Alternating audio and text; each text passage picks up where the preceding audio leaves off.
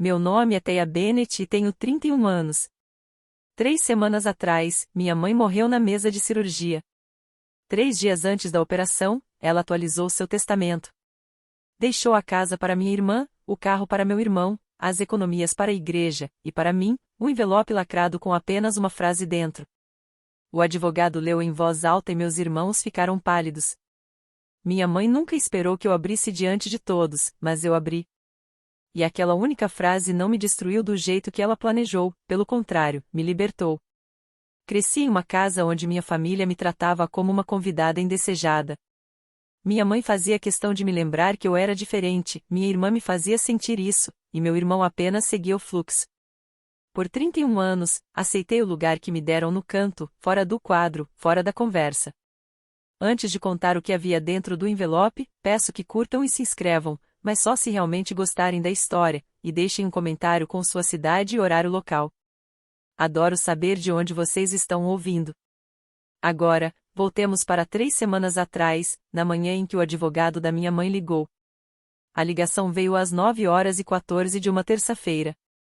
Eu estava na minha mesa na Maurice and Alia County, conciliando o livro trimestral de um cliente, quando o telefone vibrou. Na tela, aparecia Harold Marsh, advogado. Atendi no terceiro toque. Thea, estou ligando sobre sua mãe.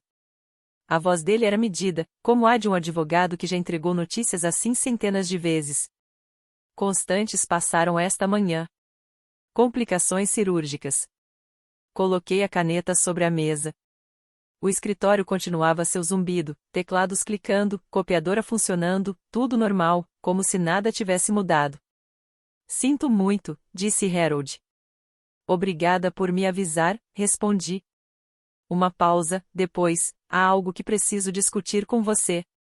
Sua mãe atualizou o testamento 3 dias antes do procedimento. Há alguns elementos incomuns. Recomendo que você participe da leitura. Incomuns. A palavra ficou pairando no ar, como uma porta entreaberta. Quando? Perguntei.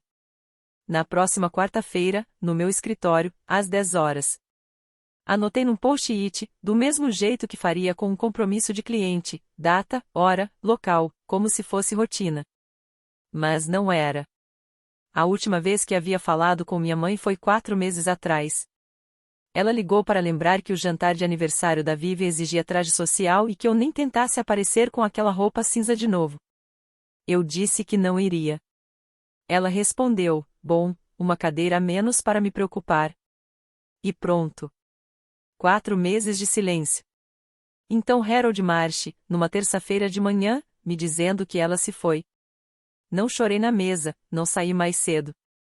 Termine o livro contábil, enviei por e-mail para meu gerente e fui para casa às 5, como sempre. Eu já havia sofrido a perda da minha mãe anos antes. A cirurgia apenas oficializou. Crescer na casa dos Bennett era como viver dentro de uma fotografia em que alguém tinha borrado um rosto. Vivian tinha as maçãs do rosto marcantes e o cabelo castanho avermelhado da minha mãe. Kylie tinha o queixo quadrado e o sorriso fácil de Robert. E depois havia eu. Olhos escuros, pele oliva, com um rosto que não combinava com ninguém em nenhuma das ramificações da árvore genealógica. Minha mãe percebeu isso. E fez questão de que todos os outros percebessem também. Vivien tem os meus olhos, ela dizia aos amigos da igreja durante o café de domingo. Kylie tem o queixo do Robert. Então ela me olhava, com 12 anos, sentada ali com um biscoito na mão, e dizia, Thea, não sei de onde ela veio. As mulheres riam educadamente, e eu ficava olhando as migalhas no meu prato. As fotos da família contavam a mesma história, Vivien no centro, loira e radiante, Kylie ao lado com a mão no ombro dela, minha mãe atrás deles, braços sobre eles como uma coroa, e eu na beira da foto, cortada pela metade, às vezes nem aparecendo. Acabou o espaço no quadro, dizia minha mãe. Robert, meu pai, ou o homem que eu acreditava ser meu pai, nunca reagiu. Ele era um homem quieto, gentil, mas passivo. Acariciava meu cabelo no café da manhã e me dava $5 extras no aniversário, mas nunca disse nada para Constance parar. Ele apenas desviava o olhar, do jeito que as pessoas fazem quando o clima está ruim e não há nada que possam fazer. Ele morreu quando eu tinha 23 anos, ataque cardíaco, rápido e final. No funeral, fiquei no fundo. Minha mãe inclinou-se para o ouvido de uma amiga enquanto o caixão ainda estava aberto. Peguei 3 palavras, pelo menos ele nunca soube. Naquele momento, eu não entendi. Guardei aquelas palavras num lugar que raramente visitava, mas nunca as esqueci. Vivian tinha 35 anos, casada com Greg Cole, morava numa casa que nossa mãe ajudou a financiar entrada, reforma da cozinha, o Lexus na garagem, um presente de aniversário de Constance. Vivian se dizia self-made. Kylie tinha 28 anos e nunca manteve um emprego por mais de 6 meses na vida adulta, Dog Walker, Barback, assistente de corretor de imóveis que o demitiu em 3 semanas. Durante tudo isso, nossa mãe pagava o aluguel dele, 3 anos seguidos. Eu me formei na Universidade da Geórgia com bolsa de mérito e trabalhando meio período como contadora numa loja de material de construção. Ninguém pagou meu aluguel. Ninguém coassinou meu contrato. Quando me formei, a única pessoa que apareceu foi a mãe da minha colega de quarto, aplaudindo por pena. Constance não veio, disse que a viagem era longa, eram 47 minutos. Então, quando Vivian e Kylie me chamavam de a contadora, sempre com aquele sorrisinho, como se contar o dinheiro dos outros fosse vergonha, eu deixava passar. Eu tinha diploma, 0 dívidas e meu próprio apartamento. Eles tinham o cartão de crédito da Constance e a mesma atitude. 3 dias antes da cirurgia, Vivian me ligou: mãe vai fazer o coração. Não vá. Ela não pediu por você. Eu fiquei em casa. Constance foi. Constance não voltou. Naquela noite, Vivian postou no Facebook uma foto da família na sala de espera do hospital, ela, Kylie, Greg, tia Patrícia, pastor Tom. Todos estavam circulando ao redor da máquina de vendas como se fosse uma vela de vigília. A legenda dizia: cercada pelas pessoas que mais amava. Fiquei olhando para aquela foto por muito tempo. Eu não estava nela. Nunca estava nas fotos. E agora nunca mais teria a chance de estar.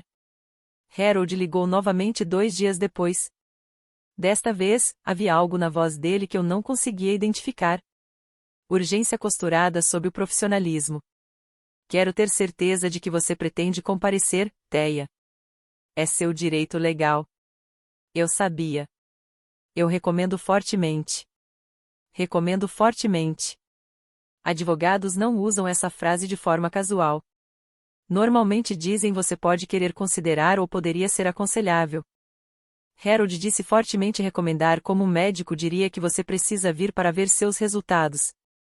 Passei a noite refletindo sobre isso.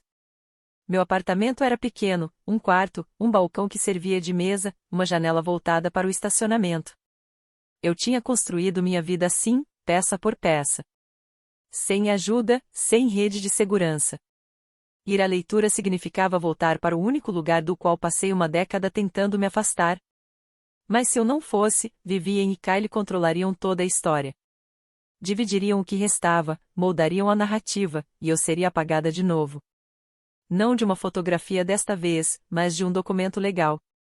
Na manhã seguinte, no escritório, minha colega Jenna percebeu o post-it no meu monitor: Harold Marsh, quarta-feira, 10 horas. Está tudo bem? Perguntou.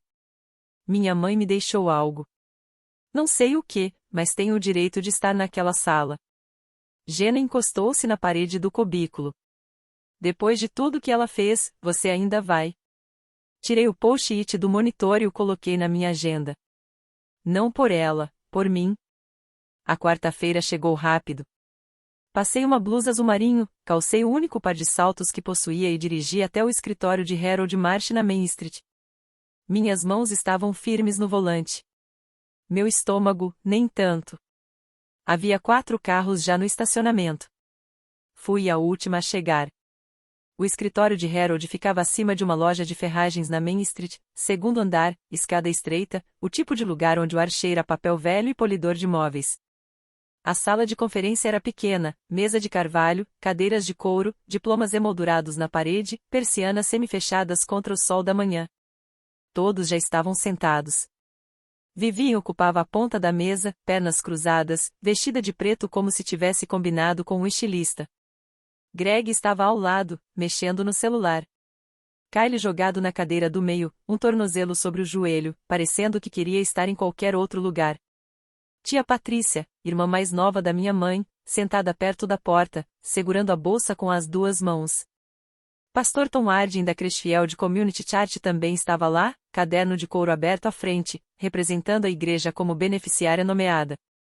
E na cabeceira da mesa, Harold Marsh, cabelos grisalhos, óculos de aro fino, uma pasta de papel manila e um envelope lacrado diante dele. Entrei na sala. Todos ficaram em silêncio. Vivien levantou os olhos. Ah, você veio. Kyle deu uma risadinha. Mamãe teria achado engraçado. Eu não disse nada. Puxei a cadeira vazia mais próxima da porta, naturalmente e me sentei. Harold me deu um pequeno aceno. Tia Patrícia estendeu a mão por baixo da mesa e apertou a minha. Os dedos dela estavam frios. Sua mãe era uma mulher complicada, sussurrou. Sinto muito. Eu ainda não entendi exatamente o que ela queria dizer, mas algo na voz dela, no peso das palavras, no tempo que segurou minha mão um instante a mais, me fez perceber que não falava apenas do testamento. Harold abriu a pasta de papel manila. Ao lado, à vista de todos, o envelope lacrado, com meu nome escrito na frente em tinta azul, cursiva trêmula, inconfundivelmente a letra da minha mãe, Parateia. Quero fazer uma pausa aqui. Se você já entrou numa sala onde todos olhavam para você como se você não pertencesse, e mesmo assim ficou, então já sabe o que esse momento significava. A leitura ainda nem tinha começado e eu já sentia a satisfação da minha irmã do outro lado da mesa. Se essa história está tocando algo dentro de você, aperte o botão de inscrever-se, porque o que acontece a seguir nessa sala vai surpreender. Minha mãe achava que tinha planejado tudo perfeitamente. Não tinha. Harold pigarreou e começou a ler. Eu, Constance Marie Bennett, em plena posse de minhas faculdades mentais, declaro este meu último testamento, revogando todos os testamentos e codicílios anteriores. A minha filha mais velha, Vivien Louise Cole, deixa a propriedade em 44 Maple Drive, Crestfield, Geórgia, incluindo todos os móveis e utensílios nela contidos. Vivien não se mexeu. Ela já sabia ou desconfiava. Greg colocou a mão no joelho dela. Não para confortar, mas para parabenizar. Ao meu filho, Kyle Robert Bennett, deixa a caminhonete Ford F-150 2019 e todo o conteúdo da garagem em 44 Maple Drive. Kyle bateu o punho sob a mesa. A caminhonete também? Legal.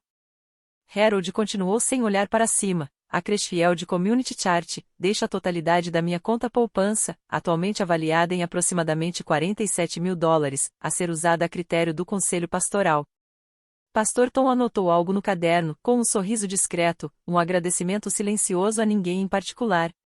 Então Harold fez uma pausa. Tirou os óculos, limpou com a gravata e colocou de volta. Olhou diretamente para mim, e a minha filha, Thea Marie Bennett, este envelope a ser aberto na leitura. Ele ergueu o envelope lacrado e o colocou sobre a mesa. A sala mudou de energia. Vivien se virou para mim, e por um instante, a expressão dela se abriu, um sorriso pequeno e afiado, como um corte de papel. Bem, disse ela, mamãe sempre soube o que cada um de nós merecia. Kyle recostou-se. Uma carta. Meio poético, né? Mamãe sempre teve um talento para o drama. Peguei o envelope da mão de Harold. Não pesava nada. Tudo que minha mãe possuía, dividido em 3 partes, e a minha cabia na palma da mão. O envelope estava nas minhas mãos, cor creme, tamanho padrão, selado com aquele tipo de adesivo que amarelece com o tempo. Meu nome, escrito em tinta azul, inclinado para a direita, pressionado firme no papel. Minha mãe tinha escrito aquilo com intenção. Vivien foi a primeira a falar. Então abre. Estamos todos esperando. Kyle sorriu. Talvez seja um pedido de desculpas. Ele não falava sério. Todo mundo na sala sabia disso. Tia Patrícia me observava do outro lado da mesa, lábios finos, olhos indo do envelope para Harold, como se preparasse para algo. Harold cruzou as mãos. Thea, você não é obrigada a abrir aqui. Pode levar para casa e ler em particular. Vivien cortou rapidamente. O testamento da mãe diz que é na leitura, certo, Harold? Diz para ser aberto na leitura, respondeu Harold com cuidado. Mas Thea tem o direito de abrir. Eu vou abrir. As palavras saíram da minha boca antes de eu decidir por completo. Mas, uma vez ditas, eu as sentia verdadeiras. Se minha mãe tinha algo a me dizer, a última coisa que diria, eu não ia ler sozinha no meu apartamento à meia-noite. Eu ia ler ali, na frente das pessoas que ela realmente amava, na sala que ela preparou para esse momento. Passei o polegar sob a aba e rasguei o envelope. Dentro, uma única folha de papel branco, dobrada uma vez. Desdobrei. Uma frase, escrita à mão, tinta azul, mesma inclinação, mesma pressão. Li, meus olhos passaram pelas palavras, voltaram ao início, passaram de novo. Meu rosto não mudou. Eu me certifiquei disso. A sala prendeu a respiração. Olhei para Harold. Leia em voz alta, por favor. Harold piscou. Thea, leia em voz alta. Entreguei o papel a Harold. Ele pegou, ajustou os óculos e leu silenciosamente primeiro. Vi a cor sair do rosto dele. Colocou o papel sobre a mesa, pressionou as pontas dos dedos na borda e olhou para mim. Eu assenti. Harold leu: Thea não é filha de Robert Bennett. Seu pai é Douglas Prescott. Silêncio. 3 segundos. 5, 7. O relógio na parede atrás de Harold ticava alto o suficiente para preencher a sala. A boca de Vivien se abriu, fechou, abriu de novo. O quê? Kylie levantou-se tão rápido que a cadeira arranhou o chão. Isso não é possível. Tia Patrícia fechou os olhos e soltou um longo suspiro, como se estivesse segurando aquilo por décadas. Ela não ofegou, não parecia confusa. Parecia alguém que esperava por isso e temia ao mesmo tempo. Pastor Tom colocou a caneta suavemente na mesa e olhou para ela. Diana, secretária de Harold, estava no canto, anotando. A mão dela parou de se mover. Ela olhou para a página à sua frente, caneta congelada no meio da palavra. Greg inclinou-se para a frente, boca aberta, sem som saindo. E eu? Eu permaneci imóvel. Mãos planas sobre a mesa, coluna reta por dentro. Algo estava mudando, tectônico, profundo. Um tipo de movimento que reorganiza tudo sem fazer barulho. 31 anos. Todos os feriados que passei do lado de fora. Cada foto da qual eu havia sido cortada. Cada vez que minha mãe me olhava como se eu fosse uma estranha na cozinha dela, finalmente entendi o porquê. Então é por isso, eu disse baixinho. É por isso que eu nunca me encaixei. Harold colocou o papel de volta no envelope. Suas mãos não estavam firmes. O rosto de Vivien tinha ficado branco. Kylie segurava a borda da mesa com força. E a sala, pequena, com painéis de madeira e diplomas na parede, havia se aberto como se fosse rachada ao meio. Vivien se recuperou primeiro. Sempre se recuperava. Isso muda o testamento, disse ela, voz cortante e precisa. Ela nem é uma Bennett. Legalmente, não deveria. Legalmente, o testamento permanece como escrito, disse Harold. Ele não se mexeu do lugar. Thea está nomeada como beneficiária. Ela recebeu o envelope. A distribuição está completa. Um envelope? A voz de Kylie quebrou. Ela recebe um envelope e você chama isso de distribuição? É o que sua mãe especificou. Vivien se virou para mim, mandíbula cerrada. Você entende o que ela fez, né? Mamãe colocou isso aí para te dizer que você não pertence aqui. Você nunca foi uma de nós. Eu deixei a frase pairar no ar, para todos ouvirem. Então falei, talvez ela tenha feito isso. Ou talvez ela apenas me deu algo que nenhum de vocês recebeu. O quê? O lábio de Vivien se curvou. Um escândalo. A verdade. Harold pigarreou. A sala voltou a olhar para ele. Tirou os óculos de novo, apertou o nariz e falou com a deliberada calma de quem escolhe cada palavra. Devo registrar, para os presentes e para os registros oficiais, que Douglas Prescott foi juiz de circuito neste condado. Ele faleceu há 2 anos. O ar mudou. Eu senti. Vivien sentiu. Todos sentiram. O sobrenome Prescott em Crashfield carregava peso. Peso real. O tribunal tinha sua placa. O fundo de bolsas de estudo da escola levava seu nome. Seu obituário saiu na primeira página do Jornal do Condado. A expressão de Vivien mudou da raiva para algo mais frio. Cálculo. Kylie se sentou lentamente. Greg sussurrou algo para Vivien, ela balançou a cabeça. Peguei o envelope da mesa e coloquei na minha bolsa. Minhas mãos agora estavam firmes. Você ficou com a casa, disse para Vivien. Você ficou com o carro, disse para Kylie. Eu fiquei com a verdade.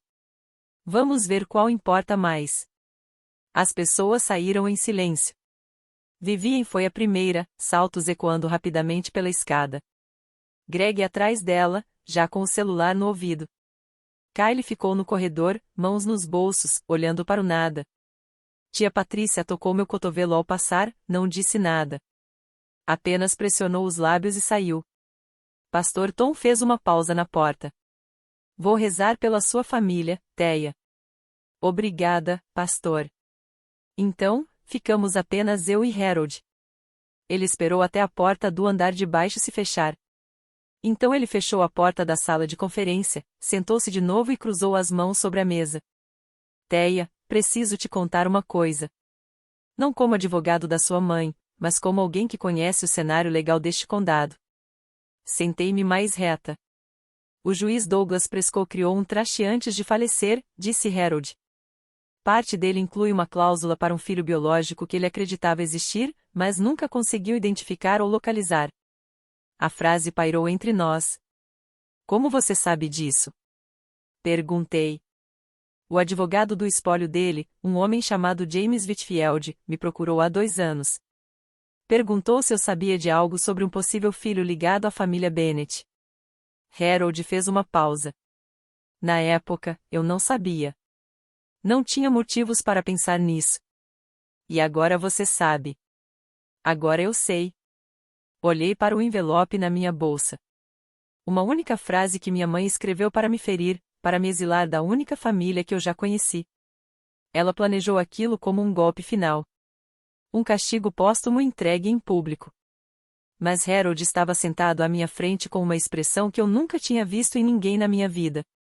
Era o olhar de alguém entregando uma chave. Sua mãe quis que esta carta fosse uma arma, disse ele. Ela pode ter acabado de te entregar uma porta. Naquela noite, sentei no balcão da cozinha com meu laptop aberto e digitei 2 palavras na barra de pesquisa, Douglas Prescott. Os resultados preencheram a tela. 30 anos na cadeira do Tribunal de Circuito. Reputação de justiça. Firme, mas humano. O tipo de juiz que os advogados respeitavam mesmo quando ele decidia contra eles. Nomeado pelo governador, reconfirmado 2 vezes, aposentado 5 anos antes de morrer. Sua esposa, Catherine, faleceu quando ele tinha 52 anos. Câncer. Nunca se casou de novo. Teve uma filha, Margaret Prescott Meg, como os artigos a chamavam. Professora aposentada, ainda morava na propriedade da família nos arredores de Crashfield. Rolei pelas imagens, cerimônias no tribunal, eventos de caridade, uma matéria no jornal do condado de 8 anos atrás. Havia uma frase que me parou, um repórter perguntou a Prescott sobre arrependimentos. Ele respondeu, meu único arrependimento é não ter alcançado certas pessoas a tempo. Fitei aquela frase até a tela escurecer. Então abri a foto dele, um retrato formal do último ano no tribunal. Cabelos grisalhos, queixo firme, olhos escuros. Aproximei a imagem. Os olhos dele eram meus olhos. A mesma tonalidade, a mesma leve inclinação para baixo nas extremidades externas.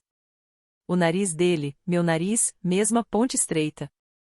Passei 31 anos em uma família onde eu não me parecia com ninguém.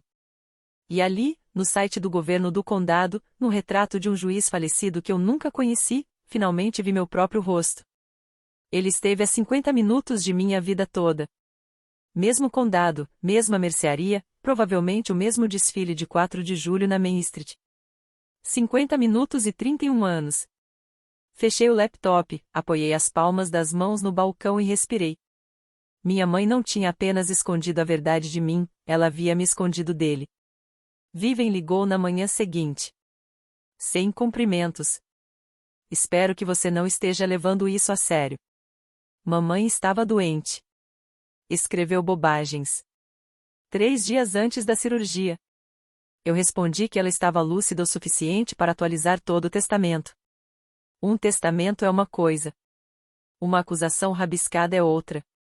Não é uma acusação, Vivian. É uma confissão. Silêncio. Então você não pode usar a carta de uma mulher morta para correr atrás do dinheiro de outra pessoa. Eu não estou correndo atrás de nada, mas não vou fingir que não li o que ela escreveu. A respiração de Vivian ficou cortante. Você sempre faz isso. Sempre arruma um jeito de se colocar como vítima. Não sou vítima. Só estou informada agora. Há diferença. Ela desligou. 20 minutos depois, Kylie enviou 3 mensagens seguidas. Se você for atrás do dinheiro do Prescott, vamos contestar o testamento inteiro. Você também não vai ficar com o envelope. Pense bem no que está fazendo. Fiz prints das mensagens e salvei. Não para qualquer propósito legal, apenas como registro. Um lembrete de quão rápido a lealdade familiar evapora quando a herança de alguém está em jogo. Naquele mesmo dia, Greg ligou para o escritório de Harold. Eu sei disso porque Harold me contou depois. Greg gritava: sua cliente está desestabilizando esta família. A resposta de Harold, segundo ele mesmo, foi calma: meu cliente é o espólio de Constance Bennett. Todos os 3 filhos são beneficiários. Eu represento o espólio. Sugiro que cada um procure advogado separado daqui para frente. À noite, Vivian postou no Facebook novamente. Não sobre mim especificamente, ela era estratégica demais para isso. Apenas uma citação vaga e direcionada: quando alguém aparece para pegar o que não é seu, lembre-se de quem estava realmente lá. 43 curtidas em 1 hora. Então, pouco antes da meia-noite, Vivian ligou mais uma vez. Desta vez, a voz dela era gelo: vamos garantir que todos saibam o que mamãe escreveu sobre você. A cidade inteira. Eu respondi: você não pode desfazer o que já tocou, Vivian. O sino já está tocando. O funeral foi realizado em um sábado na Crestfield Community Church. Paredes brancas, vitrais, órgão de tubos que chiava nas notas altas. 80, talvez 90 pessoas lotaram os bancos: vizinhos, membros da igreja, mulheres do clube do livro da Constance, homens que conheciam Robert. Vivian organizou tudo: flores, programa, slideshow passando na tela ao lado do caixão. Fotos de infância, feriados, piqueniques da igreja. Nenhuma incluía a mim. Ela fez o elogio fúnebre do púlpito, mãos juntas, voz trêmula nos momentos certos. Mamãe era uma mãe dedicada. Para mim, para Kylie. Ela nos deu tudo o que tinha: sua casa, seu tempo, seu coração, 2 filhos. Ela mencionou apenas 2. Eu estava sentada na 4ª fila. Não reagi. Não precisei. Todo mundo naquela igreja podia contar. Quando o elogio terminou, levantei-me para colocar minhas flores no caixão. Lírios brancos. Simples. Caminhei até a frente, coloquei-os ao lado do arranjo e me virei para voltar ao meu lugar. Vivian segurou meu braço quando eu passei. Ela se inclinou tão perto que as 3 primeiras filas puderam ouvir. Você não deveria estar aqui. Você não é da família. Mamãe deixou isso claro. Eu soltei meu braço com cuidado, sem pressa. Os cochichos começaram antes mesmo de eu chegar ao meu banco. Kylie estava perto da saída, braços cruzados, mantendo a frente unida. Pastor Tom observava pela porta lateral, com expressão de dor. Ele não interveio. E na última fila, quase escondida, quase esquecida, uma mulher mais velha que eu reconheci, mas não falava há anos. Ruth Calavai, vizinha de longa data, amiga da minha mãe. Ruth tinha ouvido Vivian. Seus olhos estavam arregalados. As mãos seguravam a bolsa no colo. Ela sabia de algo. Eu podia ver isso. Mas aquele não era o dia. Crestfield é o tipo de cidade onde notícias não viajam, elas migram. Na segunda-feira, todo o condado já sabia. A filha do meio de Constance Bennett não era filha de Robert. O pai verdadeiro era o juiz Douglas Prescott. A carta dizia isso. O advogado leu em voz alta. Eu senti em todos os lugares. No supermercado, a caixa manteve meu olhar por um instante a mais. No posto de gasolina, uma mulher que eu reconheci vagamente sorriu com exagerada cordialidade, do jeito que as pessoas fazem quando querem que você saiba que ouviram. No trabalho, Jenna colocou um café na minha mesa sem dizer uma palavra. Meu gerente, Paul, passou e disse: portas abertas se você precisar. Ele nunca tinha dito isso antes. A postagem de Vivien no Facebook circulava. Capturas da tela da citação vaga, mas certeira, apareceram em grupos de conversa por todo o condado. Quando alguém aparece para pegar o que não é seu, as pessoas começaram a juntar as peças. Eu não respondi, não postei, não expliquei. Fui trabalhar.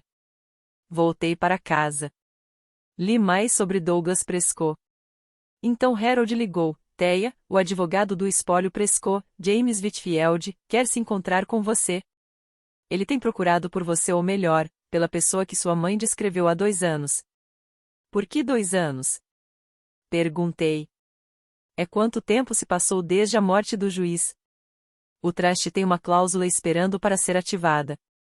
Whitfield me procurou naquela época, mas eu não tinha pistas. A carta da sua mãe conectou a última peça. Fiquei na cozinha, telefone no ouvido, olhando para o envelope no balcão, aquele retângulo cor creme com meu nome em tinta azul.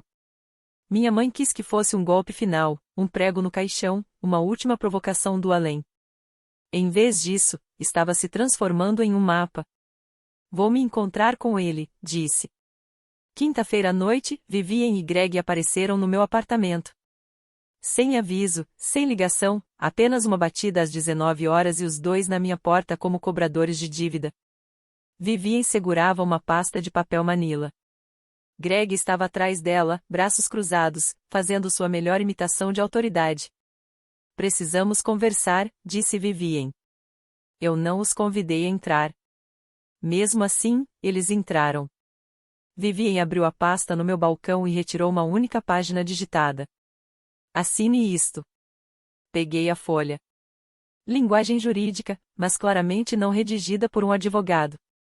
Eu podia perceber erros de formatação demais, emoção disfarçada de formalidade legal. O documento dizia que eu, Thea Marie Bennett, reconhecia que não era filha biológica de Robert James Bennett e que renunciava a qualquer reivindicação atual ou futura sobre o espólio Bennett. Então cheguei à cláusula final. Pedia que eu renunciasse a qualquer associação com o sobrenome Bennett. Li 2 vezes. Vocês querem que eu renuncie ao meu próprio sobrenome? A mandíbula de Vivien se apertou. Nunca foi realmente seu, acrescentou Greg. Vivien tem razão. Isso mantém as coisas limpas para todos. Coloquei o papel de volta no balcão. Vocês vieram à minha casa sem ser convidados para me pedir para me apagar. Olhei para Vivien. A resposta é não. Thea, a porta está atrás de você. O rosto de Vivien ficou vermelho. Ela arrancou o papel e o colocou de volta na pasta. Greg já se virava em direção à porta, mas Vivien parou no batente. Não olhou para trás. Apenas falou para o corredor: se você não assinar, vou garantir que todo o condado saiba que você está correndo atrás do dinheiro de um juiz morto. Vou fazer você parecer exatamente o que é. Fechei a porta, tranquei-a e encostei-me. Minhas mãos tremiam levemente, mas minha resposta não. O escritório de James Whitfield ficava no 2º andar do Prescott Professional Building, um nome que eu tinha passado centenas de vezes sem perceber o que significava. Fachada de tijolos, letras de bronze, estacionamento sombreado por magnólias. O escritório era maior que o de Harold e mais acolhedor. Estantes embutidas, móveis de couro, retrato emoldurado do juiz Prescott na parede atrás da mesa. Fiquei em frente a ele por um longo momento antes de Whitfield entrar. Você se parece com ele, disse Whitfield da porta. Ele tinha cerca de 60 anos, barba grisalha, óculos de leitura presos por uma corrente, principalmente ao redor dos olhos. Sentamos frente a frente. Ele abriu uma pasta. O juiz Prescott estabeleceu um trust 3 anos antes de morrer. Inclui uma cláusula para qualquer filho biológico confirmado por teste de DNA. Whitfield fez uma pausa. Ele me disse exatamente essas palavras: se ela aparecer algum dia, faça com que saiba que eu a procurei. Minha garganta apertou. Ele sabia sobre mim? Sabia que sua mãe tinha um filho. Não sabia seu nome. Não sabia onde você estava. Whitfield apoiou os óculos. Tentou. Procurou através de intermediários. Pagou um investigador por 6 meses. Sua mãe bloqueou todas as tentativas, mudou de número 2 vezes, mudou de paróquia. Olhei para o retrato na parede, olhos escuros, iguais aos meus. Ele pediu para eu deixar minha esposa, continuou Whitfield, baixinho. Sua mãe? Quero dizer, ela pediu para ele deixar Catherine. Ele disse não. Ele me contou uma vez. Ela nunca me perdoou por escolher minha família e fez questão de que eu nunca encontrasse minha filha por causa disso. Minhas mãos descansavam no meu colo.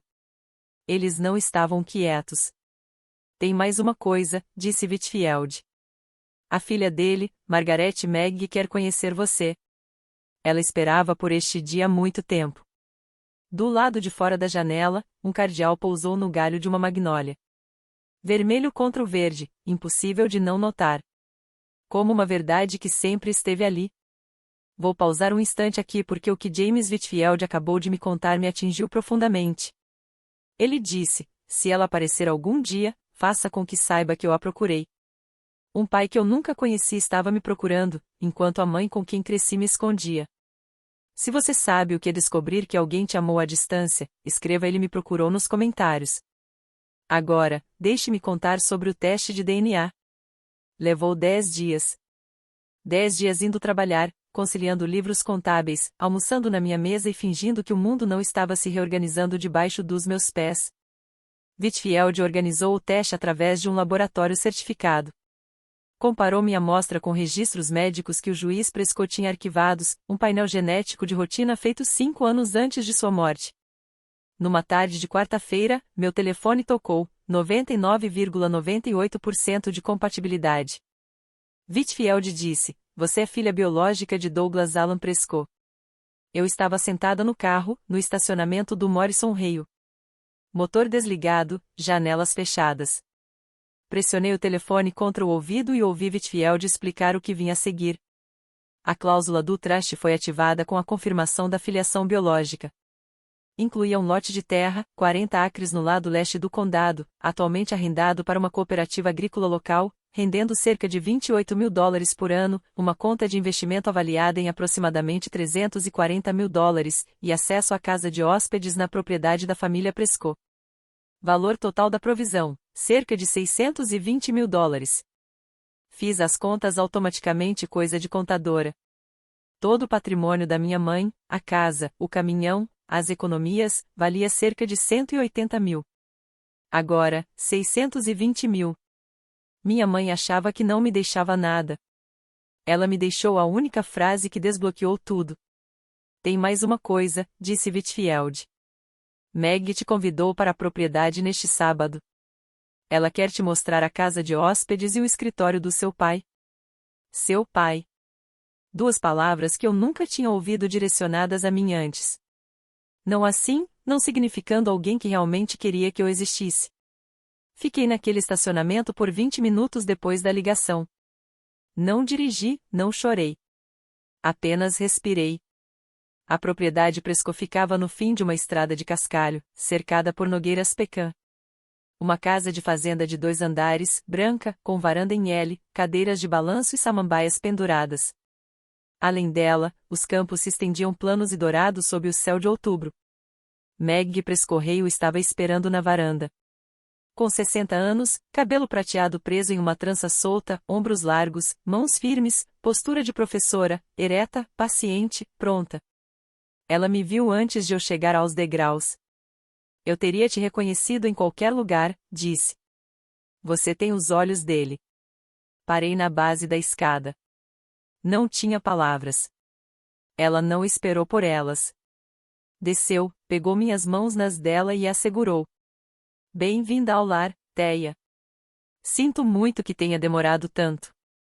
Ela me guiou pelo corredor de piso rangente, fotos de família, daquelas em que eu nunca apareci, passando pela cozinha com cheiro de café e algo assando, até o escritório no fundo da casa.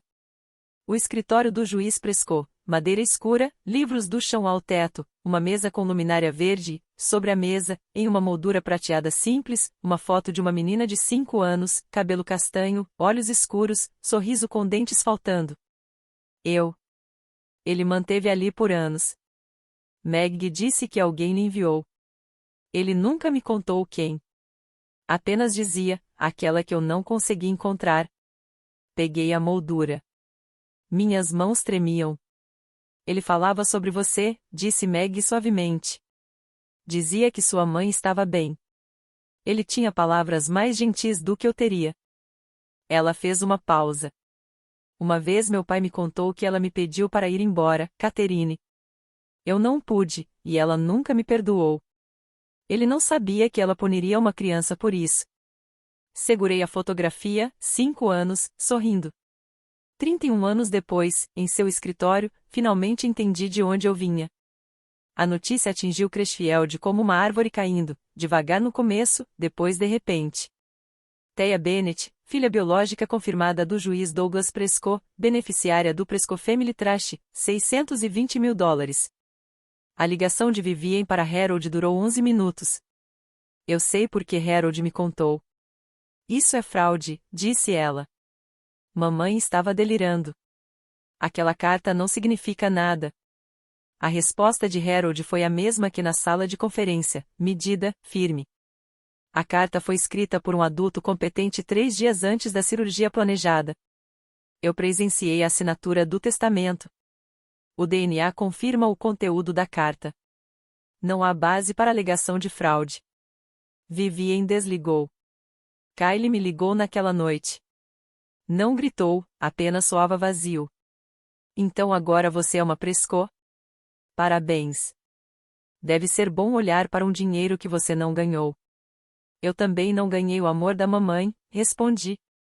Mas isso não te impediu de pegar o que ela te deu. Silêncio, longo. Ele desligou sem se despedir. Na manhã seguinte, Vivian ligou para a tia Patrícia. Soube disso por terceiros. Patrícia me contou semanas depois. Vivian exigiu que Patrícia testemunhasse que Constance estava confusa ao escrever o envelope, que tomava remédios, que a carta era produto de uma mente deteriorada. A resposta de Patrícia foi curta: sua mãe foi muitas coisas. Confusa, nunca. Vivian bateu o telefone. Na sexta-feira, Greg entrou com um desafio legal ao testamento de Constance. A alegação: influência indevida e incapacidade mental. O argumento era que alguém, não nomeado, mas claramente se referindo a mim, teria manipulado uma mulher moribunda para escrever uma confissão fabricada. O recurso foi protocolado no mesmo fórum onde o juiz Douglas Prescott havia servido por 30 anos. A ironia parecia se escrever sozinha. Vivian veio ao meu apartamento mais uma vez, sozinha. Sem pasta, sem Greg, apenas ela, com um cardigã preto e delineador borrado, parada na minha porta, parecendo menor do que eu jamais a tinha visto. Você está destruindo essa família, disse ela. Que família? Afastei-me, sem convidá-la a entrar. Aquela onde a mamãe me apagou das fotos. Aquela onde você me disse para não ir ao hospital. A boca de Vivian abriu, fechou. Ela olhou para o chão. Estaria protegendo a nós de quê? Da verdade. Mantive a voz baixa e firme. Mamãe passou 30 anos se protegendo, e você ajudou. Eu não sabia. Você não queria saber. Há uma diferença. Vivian ficou na porta. O lábio tremia. Por um instante, apenas um lampejo, eu vi algo sob a armadura: medo. Medo genuíno, cru. Ela não tinha medo de mim. Tinha medo de como a vida dela parecia agora que o placar tinha virado. Sou sua irmã, disse ela. Você me disse que eu não estava no funeral da mamãe, na frente de 80 pessoas. Você disse e eu cito que eu não sou família. Vivian passou a mão nos olhos. Eu fiquei chateada. Você foi clara. Silêncio. 10 segundos. 20, ela se virou e caminhou para a escada. Sem discussão, sem bater a porta. Ela apenas fechou a porta, suavemente, silenciosamente, e desapareceu. De algum modo, o fechamento silencioso foi pior do que um estrondo. Tranquei a porta e encostei no balcão. O apartamento estava quieto, a mesma quietude em que vivi por anos. Pequenos cômodos, sem fotos de família nas paredes, uma vida construída inteiramente nos meus próprios termos. Mas naquela noite, parecia diferente. O silêncio não era solidão. Era escolha. Você traçou a linha, Vivien, disse a sala vazia. Eu apenas estou do lado que você me colocou. A audiência durou 40 minutos. O advogado de Greg, um jovem do condado vizinho que claramente pegou o caso pelo honorário, e não pelo mérito, apresentou o argumento. Constance Bennett era idosa, se preparando para a cirurgia, emocionalmente vulnerável. A carta lacrada era produto de confusão ou coerção. O testamento deveria ser revisitado. Harold se levantou e desmontou tudo em menos de 10 minutos. Constance Bennett tinha 63 anos. Ela se dirigiu sozinha ao meu escritório.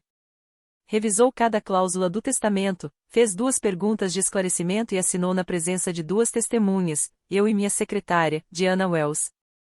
Ela adicionou o envelope lacrado como adendo pessoal, e especificou, com sua própria letra, que deveria ser aberto na leitura. Harold fez uma pausa. Além disso, a alegação de influência indevida do requerente não nomeia nenhum influenciador. Thea Bennett não falava com a mãe há 4 meses antes da morte dela. Não sabia da existência do envelope até a leitura. Não pediu por ele. Não o redigiu. Simplesmente o abriu.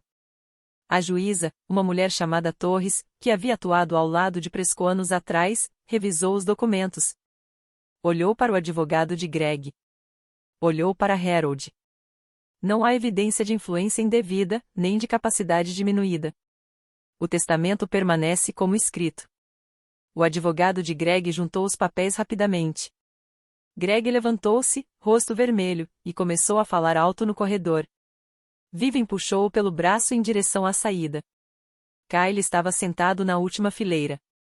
Não disse uma palavra durante toda a audiência. Quando saí, ele cruzou meu olhar por um segundo. Não era raiva. Não era pena. Era o olhar de alguém vendo claramente pela primeira vez e não gostando do que via. 2 dias depois, Kyle me enviou uma mensagem de texto. Uma linha, não sabia da carta. Não sabia de nada disso. A assinatura aconteceu no escritório de Whitfield numa terça-feira de manhã. A luz do sol entrava pelas persianas formando listras douradas. Meg sentou-se ao meu lado. Whitfield à frente. Uma pilha de documentos espalhada na mesa como se fosse uma mão de cartas. Isto transfere a provisão do trust para o seu nome, disse Whitfield. 40 acres de terra arrendada, uma conta de investimentos atualmente avaliada em $341 mil e o chalé de hóspedes na propriedade Prescott com direitos de residência vitalícios. Assinei cada página com cuidado, do jeito que assinaria uma declaração de imposto de um cliente, porque era o que eu sabia: números, documentos, a linguagem de coisas reais e registradas. Meg assinou como testemunha. Ela colocou a caneta na mesa e pousou a mão no meu braço. Papai gostaria que você soubesse, isso não é caridade. Isso sempre foi seu. Olhei os números, 620 mil. Mais dinheiro do que eu jamais tinha visto em um só lugar. Mais do que todo o patrimônio da minha mãe várias vezes. Vivien herdou uma casa com um ônus de $65 mil. Kyle herdou uma caminhonete avaliada em 8 mil em um bom dia. E os 47 mil em poupança foram para a igreja. Minha mãe dividiu a vida dela em pedaços e deu os maiores para os filhos que amava. Para mim, deu uma frase desenhada para me exilar. Mas, em vez disso, me trouxe até aqui, assinando papéis em um escritório iluminado pelo sol, com uma irmã que eu nunca conheci e um sobrenome que eu estava começando a compreender. Whitfield estendeu a mão. Parabéns, Thea. Eu a apertei. Obrigada. Meg me abraçou na porta. Ele construiu aquele chalé para alguém, disse ela. Sempre me perguntei para quem. Acho que era você. Assinei meu nome 31 vezes naquela manhã. Cada vez que escrevia Thea Bennett, eu conquistava aquele nome. Cada ano dele. Vivian descobriu o ônus numa quarta-feira. Ela tinha ido ao banco refinanciar a casa, planejando reformas, já escolhendo bancadas, quando o gerente entregou um extrato com um número que ela não reconheceu, $65.000. Uma segunda hipoteca que Constância havia feito 4 anos atrás para cobrir contas médicas crescentes. A casa na 44 Maple Drive não era um presente. Era uma dívida embrulhada em uma escritura.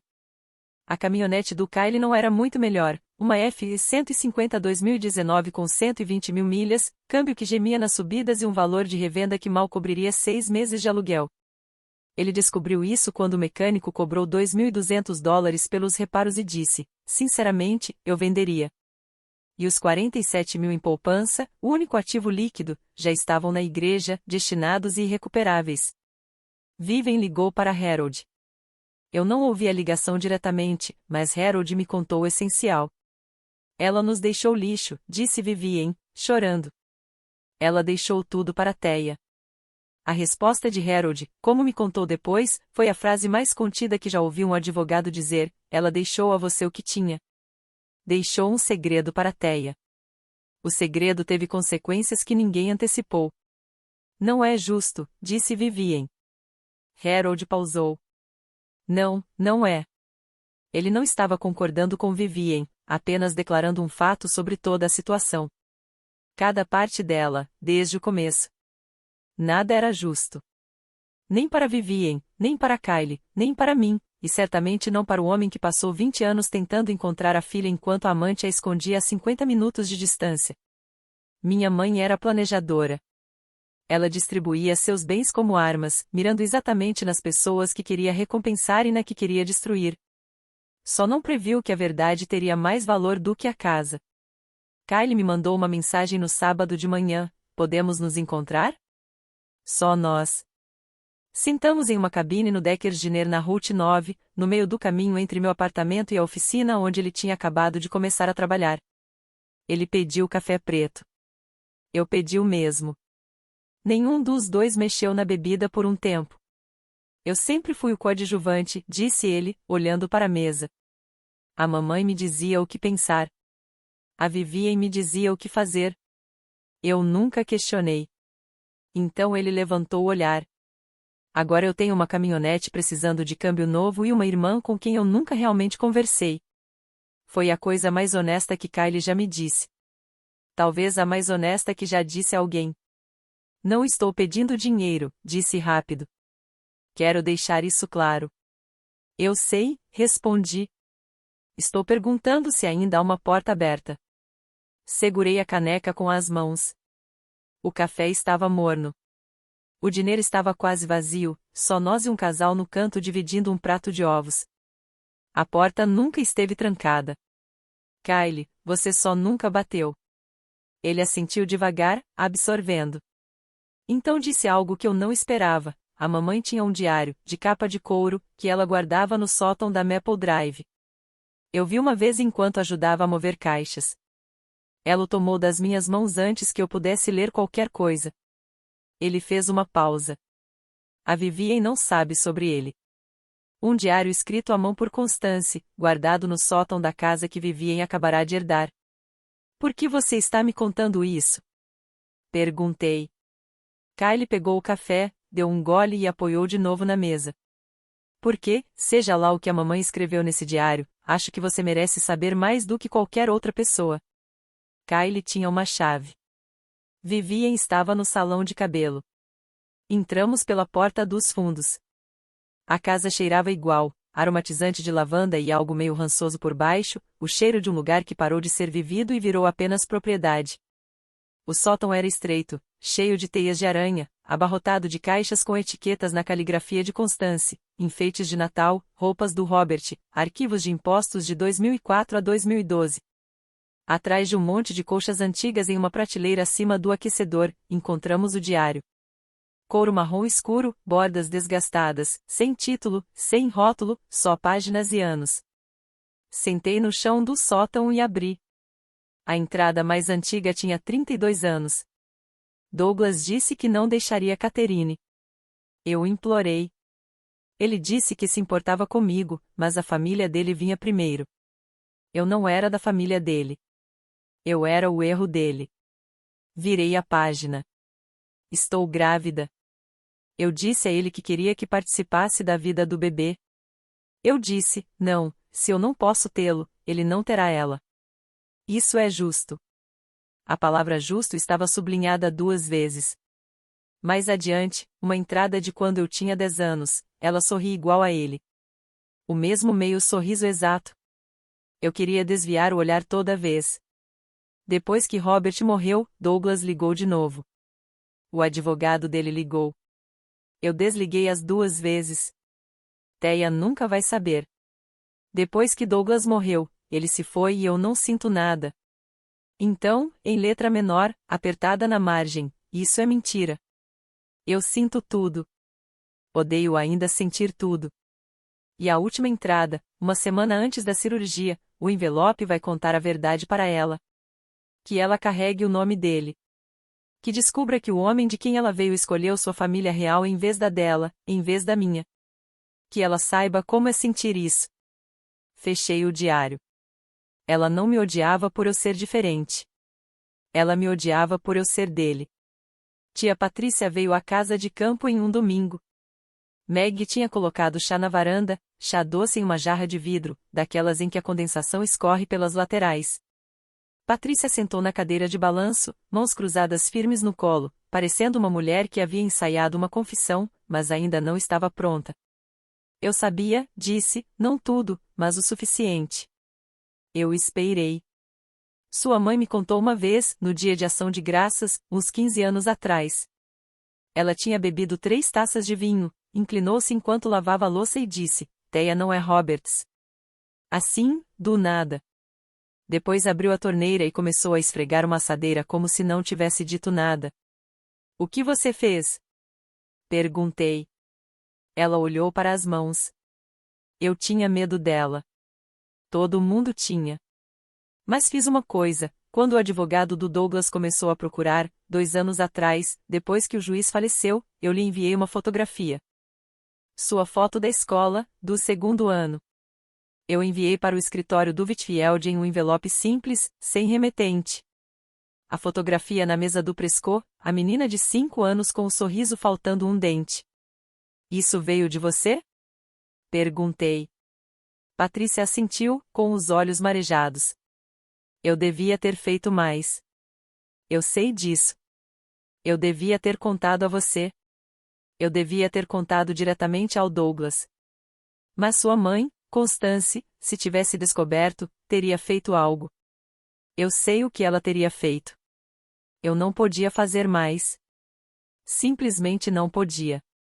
Eu estendi a mão e segurei a dela. Tremia. Você fez o suficiente, disse.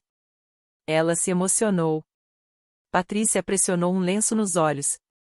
Meg completou o chá sem dizer uma palavra. Ficamos as 3 na varanda por 1 hora. Não resolvemos nada. Não consertamos o passado, mas ficamos ali, juntas. Isso foi o suficiente. Era assim que família parecia. Imperfeita. Tardia, mas real. Crashfield mudou lentamente, do jeito que pequenas cidades mudam, não com anúncios, mas com olhares, acenos e a silenciosa recalibração de quem merece o benefício da dúvida. A história que as pessoas contavam mudou. Thea Bennett, a diferente, não era mais. Agora era Constance Bennett, a mulher que mentiu por 30 anos. Um antigo post de Vivienne no Facebook ressurgiu. Quando alguém aparece para levar o que não é seu, lembre-se de quem realmente estava lá. As pessoas passaram a ler de outro jeito. Capturas de tela circulavam com novas legendas, sem marcar Vivienne diretamente. Nem precisavam. Pastor Tom pediu para me ver depois de um culto na 4ª noite. Ficamos no estacionamento da igreja, sob um poste de luz. A igreja devolverá os 47.000 se a família pedir, disse. Quero que você saiba disso. Balancei a cabeça. Fiquei com isso. Minha mãe quis que permanecesse lá. Ao menos uma coisa que ela fez mereceu respeito. Ele me olhou com aquela expressão que pastores guardam para momentos que testam seu treinamento. Você lidou com isso com mais dignidade do que a maioria das pessoas conseguiria, Teia. Não dignidade, só prática, pensei. No trabalho, Paul apertou minha mão uma manhã. Fiquei feliz que tenha dado certo. Você sempre foi a pessoa mais constante deste escritório. Ele fez uma pausa. Também preciso que veja o arquivo Brever. A vida continuou. Isso é o que ninguém conta sobre reviravoltas, o tempo não para. Naquele sábado, Meg me convidou para um churrasco na propriedade. Família estendida dos Prescott, primos, cunhados, alguns vizinhos. Fiquei em uma mesa de piquenique no quintal, segurando um prato de papel com pulled pork, cercada por pessoas que me olhavam como se eu sempre tivesse estado ali. Pela primeira vez, sentei em uma mesa onde ninguém perguntou por que eu estava na foto. Ruth Calava enviou uma carta na semana seguinte, manuscrita e breve. Sua mãe me contou uma vez. Eu devia ter falado. Sinto muito. Eu respondi, você não é a pessoa que deveria pedir desculpas. 3 semanas depois, Vivien ligou. Quase não atendi. Vi o nome dela na tela e deixei tocar 4 vezes. Talvez a curiosidade tenha me feito atender. Teia, a voz dela estava mais suave do que eu jamais tinha ouvido. Cautelosa, ensaiada. Tenho pensado. Ainda somos irmãs. Meio irmãs, tecnicamente, mas ainda de sangue. O que você precisa, Vivien? Pausa. Ouvi-a engolir. A casa tem um ônus de 65 mil. Não consigo cobrir. Greg e eu já estávamos apertados. Eu estava me perguntando se talvez você pudesse ajudar com. Não. Você nem ouviu o que eu ia dizer. Você me disse que eu não era família. Disse isso no funeral da mamãe, na frente de 80 pessoas. Você trouxe um documento digitado para o meu apartamento e pediu que eu apagasse meu próprio nome. Mantive minha voz neutra, firme, e agora você liga porque precisa de dinheiro. Fiquei chateada. Eu acreditei em cada palavra que você disse. Pausa. Então estou fazendo exatamente o que você pediu. Não estou agindo como família porque, segundo você, não sou. Silêncio na linha longo o suficiente para que eu achasse que ela tinha desligado. Então, muito baixinho, desculpe. Eu sei que você está, eu disse. Você pede desculpas por causa do ônus na casa, não por ter ficado em um púlpito e fingido que eu não existia.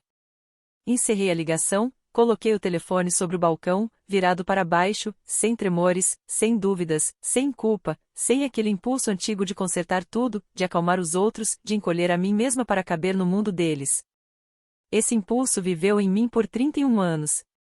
Aqui, não mais. Você traçou a linha, disse para a cozinha silenciosa. Eu só estou do lado que você me colocou. 6 meses depois, me mudei para o chalé. Era pequeno. 2 quartos, cozinha com pia estilo fazenda, varanda voltada para o leste, pegando a luz da manhã. As paredes eram de gesso branco. O piso original de madeira, riscado e quente. Cheirava a cedro e livros antigos. Meg me ajudou a carregar as caixas. Fizemos 3 viagens com o caminhão dela, minhas roupas, utensílios de cozinha, uma estante que montei de um kit nos meus 20 anos. Papai estaria aqui com uma caixa de ferramentas, disse Meg, colocando uma luminária, e com opiniões sobre onde cada coisa deveria ir. Parece certo. Ele fazia panquecas todo domingo, queimava todas as vezes, ela sorriu.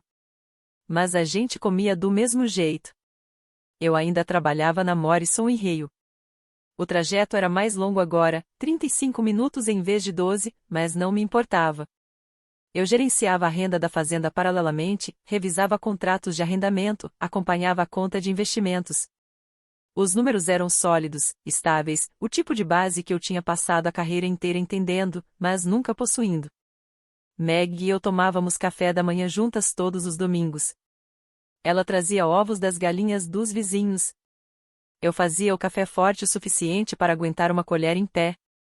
Sentávamos na varanda e conversávamos sobre nada importante, o tempo, notícias do condado, algum documentário que ela tinha assistido, um processo que estava me dando dor de cabeça. Kylie ligava de poucas em poucas semanas. Ele tinha consertado o caminhão sozinho e conseguido um emprego fixo em uma oficina em Dalton. Não é muito dinheiro, ele dizia, mas é meu. Não ofereci ajuda. Ele não pediu. Vivia e não ligava mais. Eu também não ligava. Nós dois entendíamos o que aquele silêncio significava. No meu primeiro domingo no chalé, coloquei a fotografia do juiz Prescott na estante. Ao lado dela, minha foto de formatura na faculdade.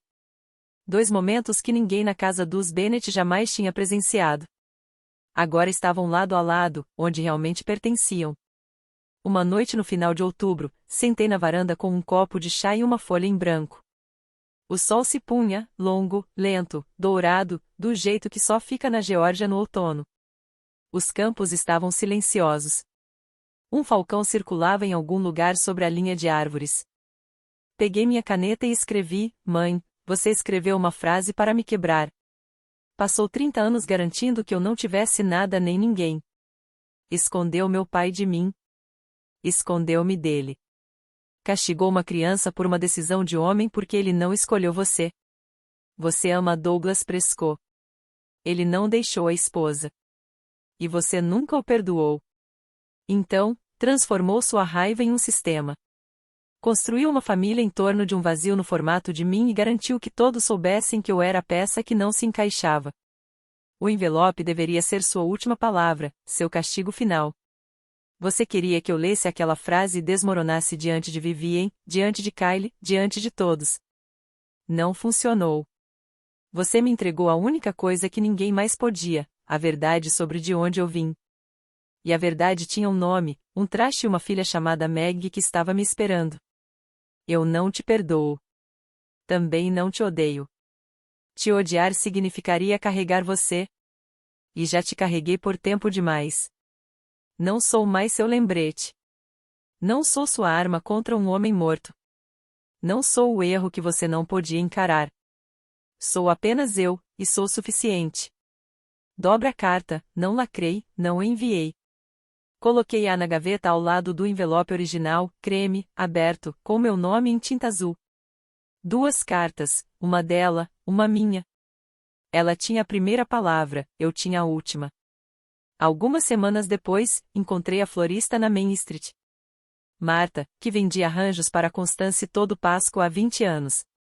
Sua mãe era cliente frequente aqui, disse, embalando um buquê de margaridas brancas para mim. Sempre me perguntei por que ela nunca mencionou 3 filhos. Falou de forma leve, casual, do jeito que pessoas de cidades pequenas dizem coisas devastadoras enquanto fazem troco. Paguei e saí. Dirigi até o Crashfield Memorial Cemetery. A sepultura de Robert Bennett ficava perto do fundo, sob uma magnólia.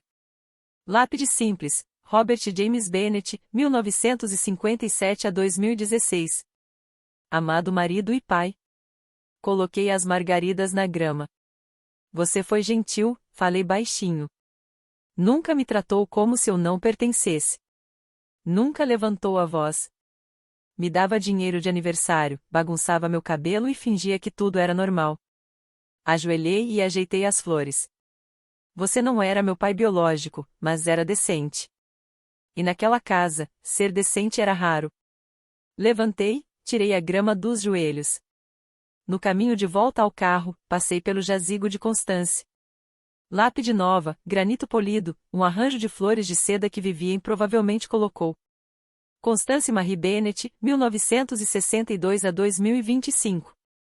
Mãe dedicada e mulher de fé. Continuei andando. Não parei. Na mercearia naquela tarde, 3 pessoas me cumprimentaram pelo nome. Não por eu ser uma Prescott agora, nem pelo dinheiro do traste, mas pelo modo como passei pelos últimos 6 meses, sem espetáculo, sem crueldade, sem uma palavra pública contra ninguém. A cidade não mudou de opinião sobre mim. Apenas ouviu a história completa pela primeira vez.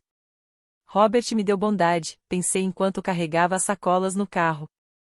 Douglas me deu identidade e constância. Ela me deu força por acidente. Noite.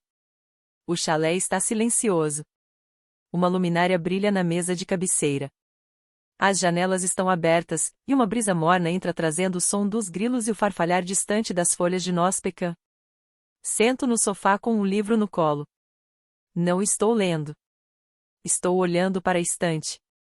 O envelope está lá, creme, rasgado, a tinta azul levemente desbotada nas bordas. Para Teia, escrito à mão pela minha mãe. Seu último ato de crueldade, empoleirado como um troféu numa prateleira que ela nunca imaginou que eu possuiria. Ao lado, o retrato do juiz Prescott. Sério na fotografia, mas Meg dizia que ele ria mais do que qualquer pessoa que ela conhecia. Eu acredito nela. Posso ver nos olhos dele. Meus olhos. Ao lado disso, minha foto de formatura. Capelo e Becca. 22 anos. Ninguém da família Bennett na plateia. E, ao lado, uma foto nova, Meg e eu no churrasco dos Prescott. Pratos de papel, chá doce, sorrisos combinando. Estendo a mão e toco a borda do envelope. Só a borda. Não preciso abrir de novo. Tenho decorado. Uma frase, 14 palavras, planejada para me demolir. Minha mãe achou que aquele envelope me enterraria. Achou que eu ler aquela frase, desmoronaria de vergonha e desapareceria de vez da história dos Bennett. Ela organizou a leitura do testamento como um palco, com a plateia, a preparação, a grande revelação. E me escalou como a que perde. Ela se enganou. Eu sou Teia Bennett. Tenho 31 anos. Sou filha de um juiz que nunca conheci e de uma mãe que desejava que eu não existisse. Vivo em um chalé em um terreno que sempre foi meu, ao lado de uma irmã que encontrei 30 anos atrasada. Pela primeira vez na minha vida, sei exatamente quem eu sou. O envelope deveria ser meu nada. Ele se tornou meu tudo. Obrigada por ficar comigo até aqui. Se essa história te fez sentir algo raiva, alívio, esperança, eu preciso que você faça uma coisa: deixe um comentário dizendo qual momento mais te atingiu. Foi o envelope? A fotografia na mesa dele? O rosto da Vivien quando percebeu o que a mãe realmente deixou para ela? Seja qual for, quero ouvir. E se essa história te lembrou de algo que você passou, uma família que te fez sentir invisível, uma verdade que te libertou, um limite que você finalmente teve coragem de traçar, digite "eu me levantei" nos comentários, porque é disso que se trata, levantar-se, não com punhos, não com vingança, mas apenas com a verdade e 2 pés firmes. Se você quer mais histórias assim, de pessoas que encontraram sua força quando tudo estava contra elas, confira a descrição abaixo. Coloquei alguns links que você vai adorar. Eu sou Teia e estou muito feliz que você esteve aqui.